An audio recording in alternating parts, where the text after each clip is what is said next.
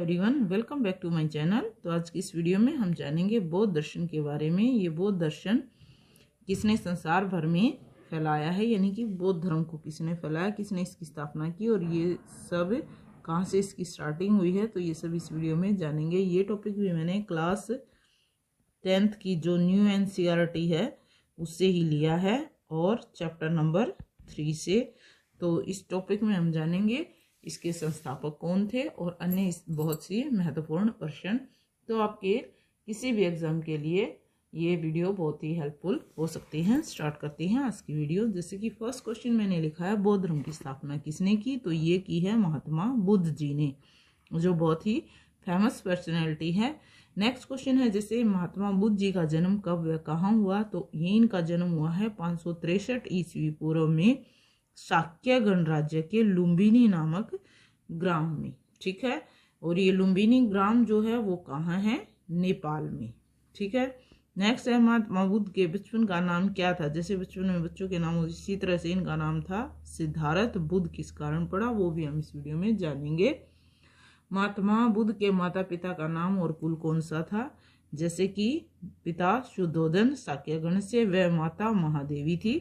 Next question है, किस आयु में बुद्ध ने राजसी वैभव को छोड़ दिया, तो ये 29 वर्ष के ही हुए थे जब इन्होंने राजसी जो ठाठ बाट है उसको छोड़ के और इन्होंने अपना गृह त्याग कर दिया था, यानी कि घर को छोड़ दिया था और कहाँ चले गए थे, ज्ञान की खोज में निकल पड़े थे, ज्ञान प्राप्ति के लिए ये चल पड़े थे। नेक्स्ट क्वेश्चन है, जैसे महात्मा बुद्ध की जो घर छोड़ने की घटना है वो बौद्ध साहित्य में उसको क्या नाम दिया गया है, तो उसको बौद्ध साहित्य में नाम दिया गया है महाभिनिष्क्रमण। क्या नाम दिया गया है, महाभिनिष्क्रमण, यानी कि घर छोड़ने की घटना बौद्ध साहित्य में उसको महाभिनिष्क्रमण के नाम से जाना गया है। तो इससे नेक्स्ट क्वेश्चन जो है, कौन सी ऐसी 4 घटनाएं घटी थी जिनको देखकर महात्मा बुद्ध ने अपना गृहस्थ जीवन छोड़ दिया था, यानी कि कौन सी घटनाओं से प्रभावित हुए थे वो। तो उन्होंने सबसे पहले क्या किया था, जैसे ही वो घर से बाहर निकलते हैं राजमहल से, तो उन्होंने 4 ऐसे दृश्य देखे जिसको देखकर उनके मन में बहुत ही आशंका पैदा हुई कि ये सब कैसे है। जैसे कि पहले उन्होंने क्या देखा है, एक वृद्ध व्यक्ति को, एक बूढ़े व्यक्ति को, फिर उनको एक बीमार व्यक्ति दिखाई देता है और फिर मृत व्यक्ति को शमशान में ले जाते हुए दिखाई दिया गया है, और फिर थर्ड में उनको एक सन्यासी दिखाई देता है। तो उसको देखकर ही वो अपने सारथी से पूछ बैठते कि ऐसा क्यों है। तो इन सब दृश्यों को देखकर ही उन्होंने अपना गृहस्थ जीवन छोड़ दिया, क्योंकि सारथी ने उनको बताया था कि वे एक मनुष्य के जीवन की ही सारी सच्चाइयां हैं। नेक्स्ट क्वेश्चन है, जैसे ज्ञान प्राप्त करने के लिए महात्मा बुद्ध सबसे पहले किसके पास गए, तो ये ज्ञान प्राप्ति के लिए सबसे पहले आलार कलाम जो तपस्वी है उनके पास जाते हैं, वहां ज्ञान प्राप्ति के लिए रुकते हैं। महात्मा बुद्ध को ज्ञान की प्राप्ति कहाँ हुई, तो ये ज्ञान की प्राप्ति हुई है उनको उरियू वेला वन में निरंजना जो नदी है, निरंजना नदी के किनारे, और वो भी वैशाख पूर्णिमा के दिन। महात्मा बुद्ध के जीवन की जो घटनाएं हैं, कुछ घटनाएं जैसे जन्म भी उनका वैशाख पूर्णिमा के दिन ही हुआ है।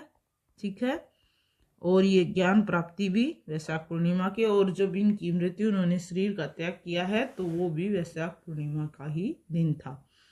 नेक्स्ट है, ज्ञान प्राप्ति की घटना को, जैसे इसमें कौन सी घटना थी, घर छोड़ने की, उसका नाम रखा गया था महाभिनिष्क्रमण। इसी तरह से जो कि ज्ञान प्राप्ति की घटना है उसको इतिहास में क्या नाम दिया गया है, उसको नाम दिया गया है संबोधि। क्या नाम दिया गया है, संबोधि। ठीक है, यानी कि उनको बोध की प्राप्ति होना, ज्ञान की प्राप्ति होना। जिस पेड़ के नीचे ज्ञान मिला उसका क्या नाम दिया गया, यानी कि उस पेड़ का ही क्या नाम, तो उस पेड़ का नाम रखा गया बोधि वृक्ष। उस पेड़ को किस नाम से जाना गया है, बोधि वृक्ष। और स्थान ये जो जहाँ पे इनको ज्ञान प्राप्ति हुई है बिहार में और बोध गया। ठीक है। नेक्स्ट है, महात्मा बुद्ध ने अपना पहला उपदेश कहाँ व किसको दिया, तो यहाँ उन्होंने पहला उपदेश दिया है सारनाथ में। और किसको दिया, तपसु व मलिक जो बंजारे हैं, उन 2 बंजारों को तो ये ज्ञान दिया। इसके साथ ही अपने उनके साथ 5 उसके साथी थे, तो उन 5 साथियों को भी पहला जो उपदेश है उन्होंने दिया है। ठीक है, और कहाँ दिया है? सारनाथ में। नेक्स्ट है उपदेश देने की घटना को इतिहास में क्या नाम दिया गया है? तो उनको उस घटना का नाम रखा गया है उपदेश देने की धर्म चक्र परिवर्तन। ठीक है, क्या नाम दिया गया है? धर्म चक्र परिवर्तन।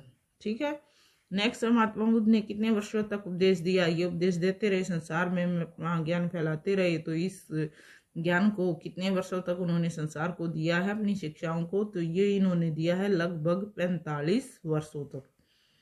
नेक्स्ट है कुशीनगर नामक स्थान पर बुद्ध के जीवन की कौन सी घटना घटित हुई है? तो 80 वर्ष की आयु में 483 ईस्वी पूर्व बुद्ध ने अपने शरीर का त्याग किया है। तो ये महत्वपूर्ण घटना घटी है। कौन सी घटना घटी है? 80 वर्ष की आयु में उन्होंने अपना शरीर त्याग दिया। तो ये घटना है। इस घटना को साहित्य में किस नाम से जाना गया है? तो इस घटना का नाम रखा गया है महापरिनिर्वाण। यानी कि उनको निर्वाण की प्राप्ति कब हुई है? 483 ईस्वी पूर्व में। ठीक है, और इतिहास में इसे किस नाम से जाना गया है? महापरिनिर्वाण। महात्मा बुद्ध ने अपने उपदेशों में क्या सिखाया लोगों को, या संसार भर के लोगों को क्या सीख दी है? तो दुख से जो पीड़ित लोग हैं उनको मुक्त करो और शांति का संदेश उन्होंने लोगों को दिया है। नेक्स्ट है महात्मा बुद्ध के अनुयायी कितने भागों में बट गए थे? तो ये 2 भागों में बटे थे। एक तो भिक्षुक जो भीख मांगते थे और दूसरे बुद्ध के उपासक बन गए थे। बौद्ध धर्म में किन 4 सत्यों का वर्णन है? दुख की संसार दुखों से भरा हुआ है। फिर दूसरा सत्य क्या है? दुख का कारण मनुष्य की इच्छा है, लालसा है। दुख का निरोध करना चाहिए, यानी कि इस लालसा का त्याग करना चाहिए। दुख निरोध मार्ग और इस लालसा से बचने के उपाय। ठीक है, नेक्स्ट है मोक्ष या निर्वाण प्राप्ति के लिए बुद्ध ने किस मार्ग का वर्णन किया है?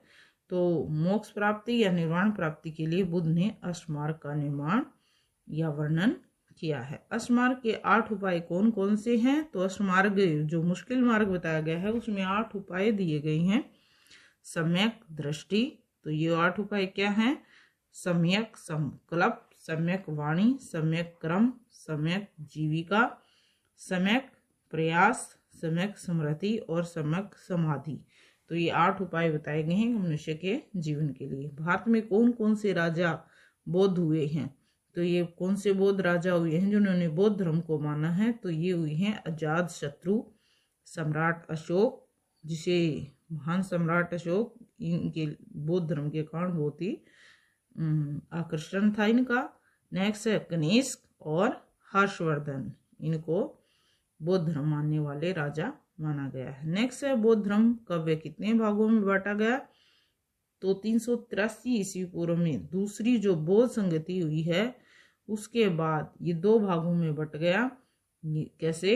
हीनयान में और महायान में। कौन सी 2 शाखाएं हैं? महायान और हीनयान।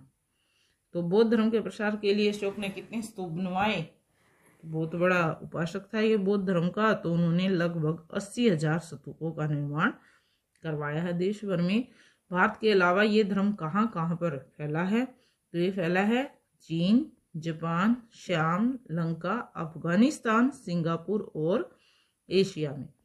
नेक्स्ट है हीनयान व महायान में क्या अंतर माना गया है? जैसे 2 भागों में बटा था हीनयान और महायान, तो उन दोनों में क्या अंतर है? हीनयान जो धर्म के लोग हैं वो बुद्ध की शिक्षाओं का पालन करते थे, यानी कि बुद्ध ने संसार को जो शिक्षाएं दी थी उनका पालन वो कर रहे थे। जबकि महायान शाखा के लोग बुद्ध को ही ईश्वर मानकर उसकी उपासना पर इन्होंने बल दिया, यानी कि बुद्ध की उपासना ये करते थे। नेक्स्ट है बौद्ध धर्म के परिवर्तन तो हो चुका, अब पतन, इसका विनाश हुआ है, तो वो किस कारण हुआ होगा? यानी कि इस धर्म को मानने वाले के लोगों की संख्या में कमी किस कारण आई हुई है? तो एक तो मंगोल आक्रमण, महमूद गजनवी, जब भारत में इन लोगों ने मोहम्मद बिन कासिम, मोहम्मद गोरी के आक्रमण इंडिया में लगातार होते रहे, तो इन्होंने बौद्ध धर्म के मानने वालों पर अत्याचार किया होगा और इसी के कारण बौद्ध धर्म का जो विकास है वो पतन की ओर उन्मुख हुआ।